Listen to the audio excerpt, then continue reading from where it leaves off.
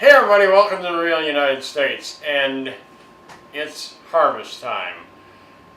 We're into the third week, actually we're entering the fourth week of September, and here in the Northern Hemisphere, in much of the Northern Hemisphere for sure, it's harvest time. All the fruits and vegetables are coming in, and here in the United States it's the same. Everything's coming in a very short period of time. The advantage to this is it makes the supply very high, and so prices get very, very inexpensive. Things are in season, so they're inexpensive. And this is the time when you buy, well, everything you're going to need for the year. That has fallen out of favor, I suppose, in the last 50, 60, maybe even 100 years as canned goods became commercially available. But many of us here in the United States still can and freeze and preserve foods for the entire year, and Beverly and I enjoy this as a hobby and as a way of feeding ourselves. We know what's in our food that way. Sure, we can goods from the store, but we try to can and or freeze as many things as we can to preserve them for ourselves. So normally we would grow a garden. This year we were not able to, because of the whole face thing. But anyway, so because things are so expensive, we just decided to go out, and we've been buying or harvesting. We had some berries we harvested, which we turned into jams. We ended up with like 90 jars of jam, which is certainly enough for an entire year. And with the things that are inexpensive, like apples right now, these are Gala apples, and these are kind of a mixed bag. These are very cheap. This was like a 25-pound bag of apples, $5. Because if they don't get rid of them, you lose them. They're going to spoil. These are a little more expensive, but maybe twice as much. Not terrible. Tomatoes also coming in bulk. I like to believe that it's probably more common in rural areas or small towns where people can and preserve. I don't know if that's true. Per capita, it's probably true, but in total numbers, it's probably the same between the urban areas and the rural areas. But certainly in small town USA, you're going to see where people have got theirs. You can't go in any store where there isn't canning supplies, jars and lids and rings and all the paraphernalia associated with canning. So we also got some tomatoes. We got a half bushel of just regular, nice, tomatoes. And a half a bushel of Roma tomatoes. These are a little meatier. I'm going to make these into tomato puree, where basically you cook them down and extract the seeds. I use a lot of that in pasta dishes throughout the year. And if you buy it in the 24-ounce jars, it's expensive. So that really is a financially good deal for me. These are $10 for a half bushel. This was $12 for a half bushel. Very good prices. About a half bushel of Michigan Bartlett pears. Those are pretty nice. You can buy canned pears pretty inexpensively. But again, this is something Bev and I do as a hobby, and we find it enjoyable to do, and then we get to enjoy it all over again when we eat it in the winter. Bev picked up a few Honeycrisp apples. She's going to make those into apple pie filling. And I picked up this little goodie. These are a little locally grown sweet pepper.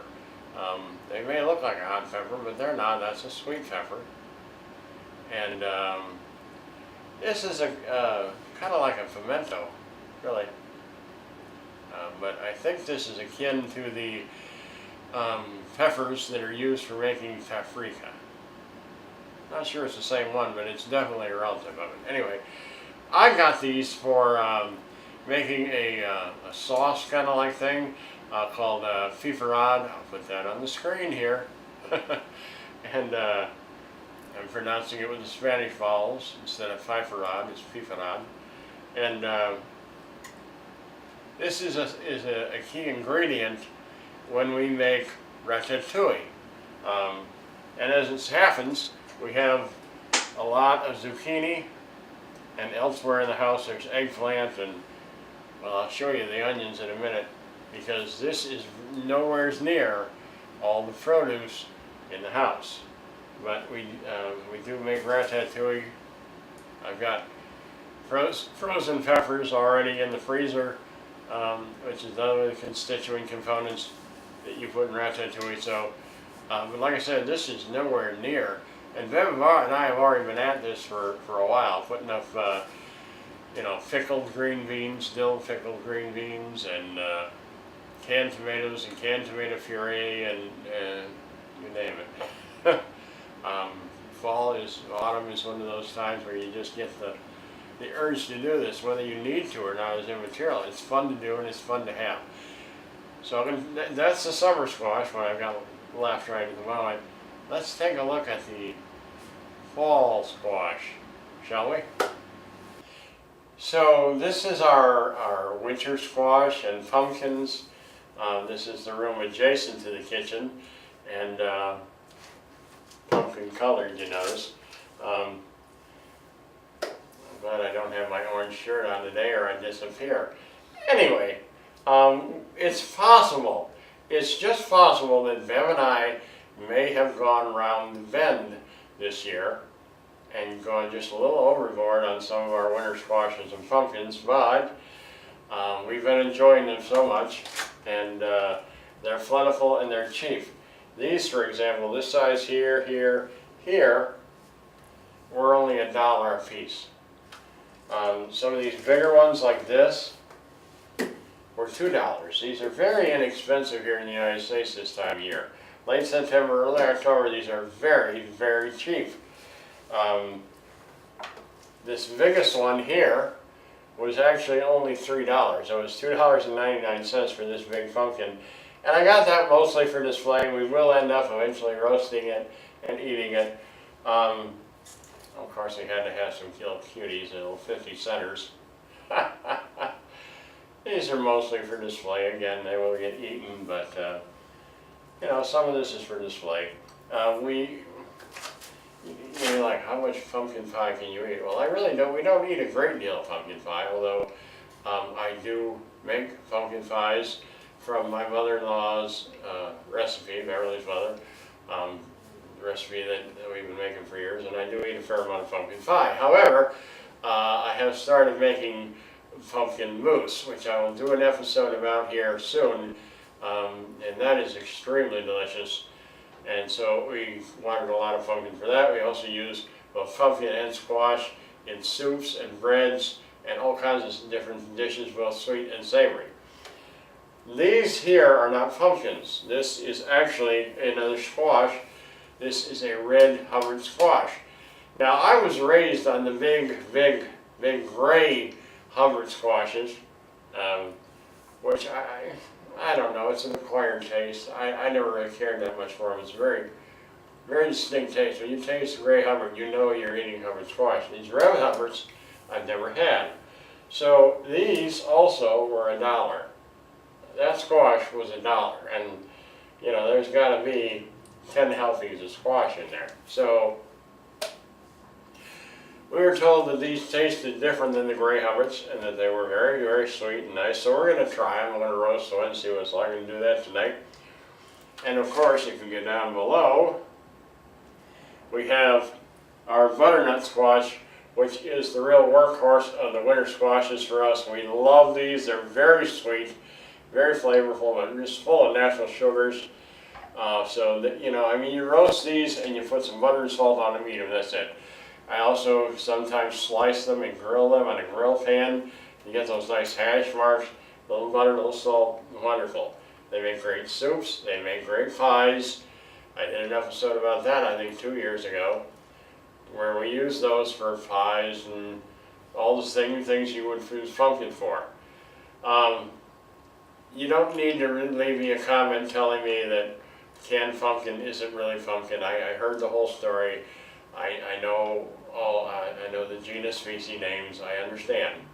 The majority of canned pumpkin is legally a pumpkin, but it is not a cucurbita FIFO like these. It is a cucurbita moscata like those. It's kind of pumpkin shaped, although it's a little oblong compared to these nice round ones. And it's more of that color. Yes, about 85% of the pumpkin that you get in the market is from a Dickinson pumpkin. I understand this. So you don't need to warn me, I understand. It's still, they all taste like squash, pumpkin, you know. So these are very useful as pies, breads, all those things. I have over here 12 more pumpkins. Like, good God, Paul, what are you going to do with all those pumpkins? Well, these will probably get eaten. But what I bought these for were serving vessels. Saw this beautiful little recipe from James Townsend, hosted by John Townsend. Great channel. I'm going to put a link down below. He talks all about 18th century cooking. The guy is really fantastic. I really like his work. He doesn't know that I'm alive, so I'm not doing this for anything other than I really enjoy his channel. But anyway, he had a recipe, an 18th century recipe, where they take this pumpkin and you open it up like you would clean it out for jack-o'-lantern, and then you partially roast it, and it becomes a vessel for a soup, and pumpkin soup. And you put the lid back on after you put the soup in the roasted pumpkin, and you bring that to the table. It makes a nice presentation. You can eat the soup, you can eat some of the roasted pumpkin, and just a delightful way to present these. And these are only $1. So, I mean, even if you just use them as a bowl once and throw them away, it's not a huge expense. And we don't throw them in the garbage. They would go into the garden compost and be recycled and turned into soil. So nothing really goes to waste. And finally, I was saying it wasn't all the produce. I bought a bag of onions. And I don't know if all of you have seen a 50-pound bag of onions before or not, but that's what 50 pounds of onions look like. And 50 pounds of onions this time of year is only $19. So you really, really can't beat that deal. Is that like 38 cents a pound or something? I think, if I did the math right. You know, you can't beat that. So we bought 50 pounds of onions. Keep those cool and dry. They'll keep a long time. You can, of course, prep those and freeze them, and they'll keep for a year, you know. But anyway, it is harvest time, and Bev and I are enjoying it. So, you know, where else can you spend, you know, $100 and have this much fun? No place I know of. And still have something to eat and enjoy again afterwards. So this has been a really fun season for us. Anyway, I just wanted to share with you a little glimpse of harvest time here in the United States, at least as Beverly and I are experiencing it. I'm going to be making the apples into applesauce and canning them. The tomatoes are going to get canned, pureed, those things. Squashes. Some of those are going to just roast and eat. Some will get frozen, roasted and frozen. The squashes and pumpkins will actually keep quite a while. I've had pumpkins last April or May of the following year, so they keep pretty good.